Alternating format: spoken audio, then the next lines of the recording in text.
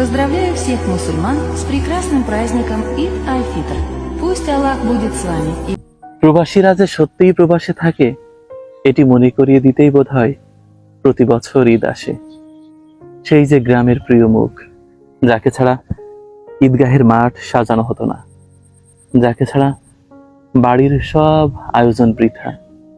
সেই ছেলেটি ঘর ছাড়লো, বাড়ি ছাড়লো, শহর ছাড়লো, দেশ ছাড়লো, মায়ের মুখে হাসি ফোটাবে বলে, বাবার স্বপ্ন পূরণ করবে বলে, বোনের বিয়ে দেবে বলে, বাড়ির দক্ষিণ কোণে ঘর উঠবে বলে, মাঠের জমিগুলো খালাস করবে বলে।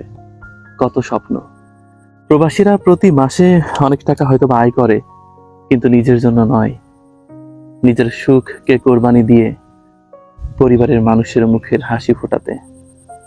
এই যে কোরবানির ঈদ, নিজের সব ইচ্ছের কোরবানি দেয় প্রবাসীরা।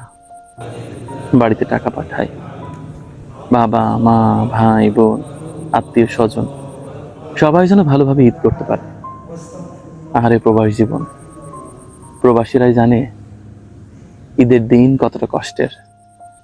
আমাদের কাছে ঈদ মানে আনন্দের হলেও প্রবাসীদের কাছে কষ্টময় একটা দিন, ঈদের দিন।